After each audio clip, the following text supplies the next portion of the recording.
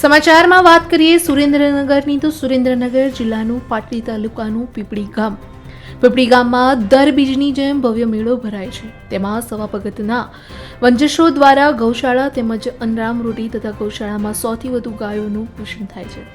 તેમાં સવા ભગતથી ભક્તિથી રામદેવ મહારાજ પણ પ્રસન્ન થયેલ છે। તેમને સવા ભગતનો ઘોડો પૂજા કરવા આપેલ છે।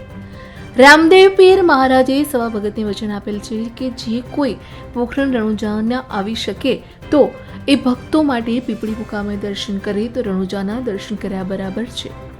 રામબીર મહારાજની ભક્તિમાં સવા ભગતનો પરિવાર દ્વારા ખૂબ સુંદર આયોજન થાય છે। તેમાં 365 દિવસ રામરોટી રાત દિવસ ચાલે છે। રિપોર્ટર અલ્પેશ પારેખ, કલોલ। आज आ बीज मस्त सरस दिवस है तो आज रामापीर महिमा विषय गुजरात की जनता ने जरा 2-4 शब्दों बात करो।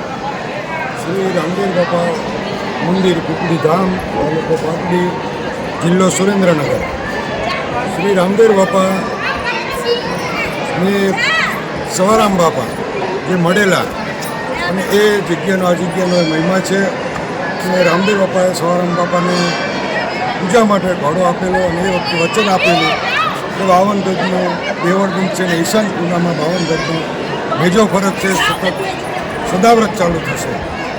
તો આજે એ પરંપરા મુજબ અહીં સેવાકીય પ્રવૃત્તિઓ બધી ચાલુ છે। ગૌશાળા છે, 100 ગાયો છે, બીજ પૂનમ ઉજવવામાં આવે છે અને દર્શનાર્થીઓ અને ભક્તો બધા બીજ અને પૂનમના દર્શન માટે આવે છે બધા।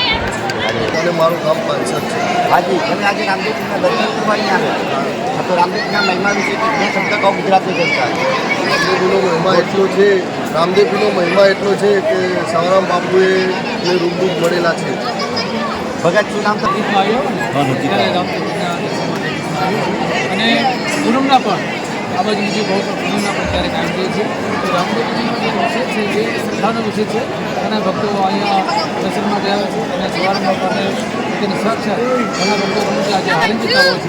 તો સવારામ બાપા તો એમને રામદેવજીને પૂજને અહીંયા શ્રદ્ધાથી આજે ખેતીને રામદેવજીને અહીં આવતું એ મહિમાથી અહીંની બહોળી જે જનતા છે આજુબાજુ એમને ખાસ કરીને દૂર ન જાય તો પણ એક હજી રણુજા કેવું હોય તો છે જે રણુજા જે રાજસ્થાનમાં છે આવેલું જ્યાં જે ન જઈ શકે અહીં આવે તો એ જાણે રણુજા કહ્યું આવો પોખરણ રણુજા જાઓ એટલો જ મહિમા અહીંયા છે। જે ભગતનું કહેવું એમ છે કે જેમ સવા ભગતે એવી તપસ્યા કરી જેમાં રણુજાના રાયની ત્યાં દર્શન કરવા જવું પડે એ જ દર્શન તમને અહીંયા પીપળી ગામમાં થાય।